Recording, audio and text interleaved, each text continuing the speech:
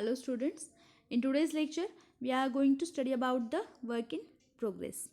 In previous lecture we were trying to understand the prime cost, factory cost. Okay, now let's start with the next point, that is work in progress. What is mean by the work in progress? Units remaining to be completed at the end of a period are called work in progress. Means the term work in progress is a production and supply chain management term describing partially finished goods awaiting completion. Okay, means work in progress is the partially completed goods that are still in the production process. Adjustment for work in progress to be made to arrive at net factory cost or works cost. Normally, the cost of incomplete units include direct material, direct labor, direct expenses, and average factory overheads.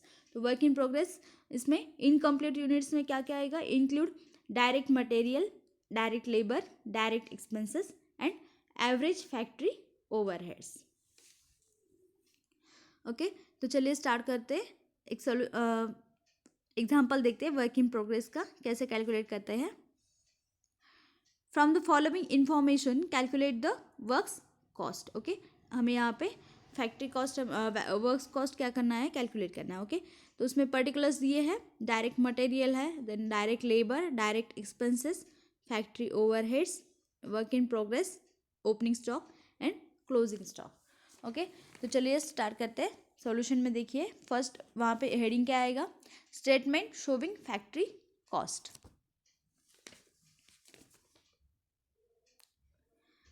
First हमें क्या करना है? Prime cost और factory cost calculate करना है. Okay, तो prime cost का formula क्या है? Direct material plus direct labour plus direct expenses.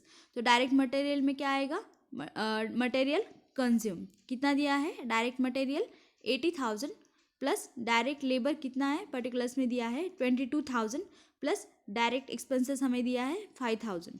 Okay, तो 80,000 प्लस 22,000 प्लस 5,000 कितना आया? Prime cost 1,07,000. ओके, तो ये रहा prime cost. Then next factory overhead हम कैलकुलेट करेंगे. फैक्ट्री कॉस्ट हम कैलकुलेट करेंगे. क्या दिया है? फैक्ट्री ओवरहेड पर्टिकुलर्स में कितना दिया है? 12,000. Okay, plus factory cost gross कितना आया? कितना दिया है? Factory overheads 12,000. तो 1,07,000 प्लस 12,000 कितना आया? Factory cost 1,19,000. ओके, उसमें क्या ऐड करना है? Opening stock of work in progress कितना दिया है? 13,000. ओके, तो कितना आया? 1,32,000. उसमें से लेस क्या करना है? हमें माइनस करना है closing stock of work in progress. Closing stock कितना दिया है पर्टिकुलर्स में? 7,000. तो 1,32,000 माइनस 7,000 कितना आया? Works of factory cost 1,25,000. ठीक है, तो ये रहा हमारा works of factory cost, net works of factory cost, net work cost और फैक्ट्री कॉस्ट. ठीक है, वर्क इन प्रोग्रेस को हम क्या बोलते हैं? वर्क्स कॉस्ट और फैक्ट्री कॉस्ट. ठीक है,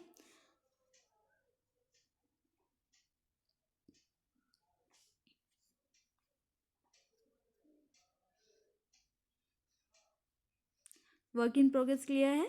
the next point is the total cost and cost sheet. Total cost अभी कैसे कैलकुलेट करने हैं देखते हैं. Okay, total cost of production is equal to factory cost plus office and administration overheads. ठीक है, cost of goods sold is equal to total cost of production plus opening stock of finished goods minus closing stock of finished goods. तो total cost sheet एक बार देख लीजिए कैसे आएगा. यहाँ पे सॉल्व किया हुआ है.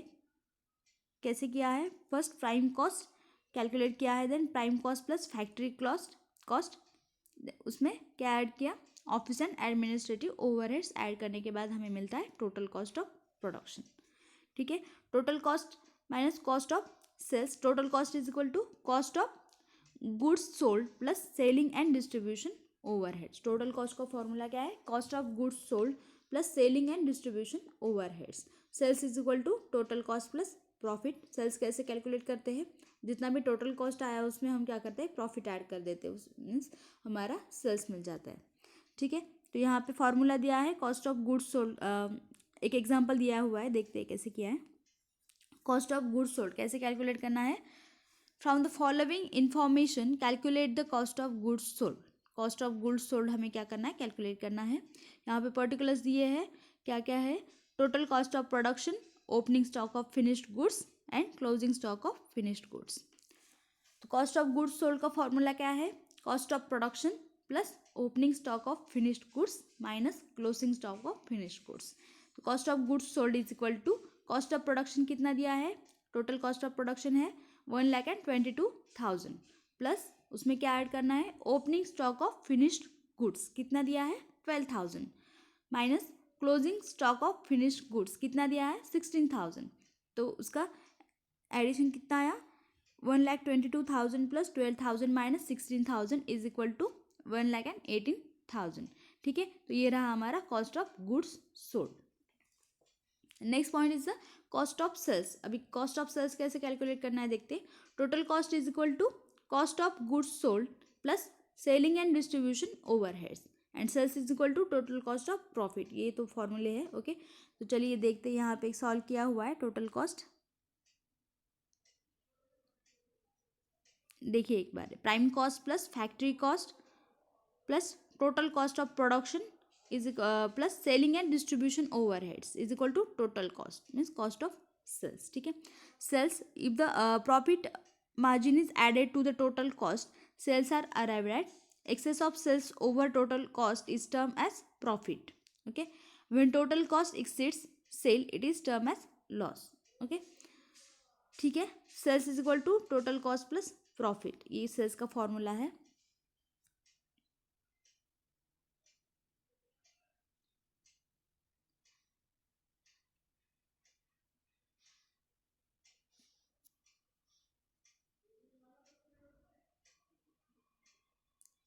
यहाँ पे सेल्स कैलकुलेट किया है, कैसे किया है? Total cost of production plus opening stock of finished goods, उसमें से क्लोजिंग स्टॉक हमें माइनस करना है, तो हमें क्या मिलेगा? Cost of goods sold plus selling and distribution overheads, उसमें ऐड किया तो मिल गया टोटल कॉस्ट, और उसमें प्रॉफिट ऐड किया है तो हमें क्या मिलता है? टोटल सेल्स मिलता है। ओके, यहाँ पे फॉर्मेट दिया है कॉस्ट शीट का, स्पेसिमन कॉस्ट शीट देख लीजिए एक बार, पर्टिकुलर्स है। देन मटेरियल्स कंज्यूम, ठीक है, plus direct labour plus direct expenses plus prime cost. Prime cost कैसा है? A plus b plus c means material consume means direct material plus direct labour plus direct expenses is equal to prime cost. Then ई यहाँ पे दिया है factory और works overheads, उसमें क्या ऐड करना है? Opening stock of work in progress, उसमें से closing stock of work in progress हमें माइनस करना है। ठीक है, तो वर्क और factory cost is equal to क्या आया? D plus E means prime cost plus factory works overheads. ठीक है, और लास्ट में क्या दिया? Office and administrative overheads. तो हमारा ये कॉस्ट शीट हुआ। ठीक है, एक बार हम क्या करते हैं? कॉस्ट शीट कैलकुलेट करते हैं। ठीक है, यहाँ पे एग्जांपल दिया है, क्या है? From the following information prepare a cost sheet for period ended on 31 March 2006। Cost sheet हमें प्रिपेयर करना है, यहाँ पे पर्टिकुलर्स दिए हैं। ठीक है, तो चलिए हम स्टार्ट करते हैं, कॉस्ट शीट सॉल्व करते हैं, कॉस्ट शीट बनाते हैं। ठीक है, फर्स्ट आएगा हमें क्या? कॉस्ट शीट में फर्स्ट हम क्या करते हैं? प्राइम कॉस्ट निकालते हैं। ठीक है, प्राइम कॉस्ट कैलकुलेट करेंगे तो उसका फॉर्मूला क्या है? Direct material plus direct labour plus direct expenses. तो डायरेक्ट मटेरियल कितना है? पर्टिकुलर्स में देखिए कितना दिया है। मटेरियल कंज्यूम कितना है? 12,500 plus opening stock of raw material 13,06,000 plus उसमें परचेसेस ऐड किए। ठीक है, उसमें closing stock of raw material वहाँ से लेस किया है, तो कितना आया? डायरेक्ट मटेरियल 1,40,000 प्लस उसमें डायरेक्ट वेजेस ऐड करने हैं 54,000 दिए है। देन डायरेक्ट एक्सपेंसेस दिया है 12,000। ओके, तो अपना आया प्राइम कॉस्ट। ठीक है, then factory overheads 100% of direct wages कितना आता है? 100 मल्टीप्लाई बाय 54,000 डिवाइडेड बाय 100 कितना आया?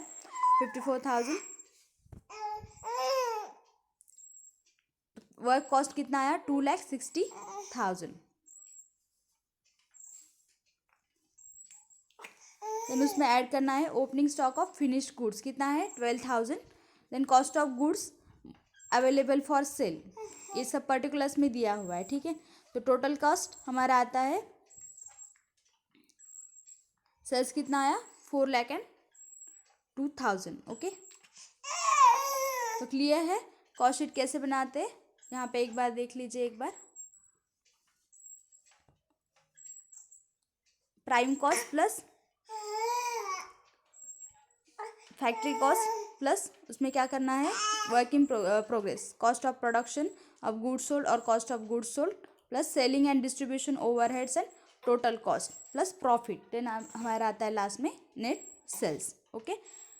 तो नेक्स्ट टॉपिक हम नेक्स्ट लेक्चर में डिस्कस करेंगे।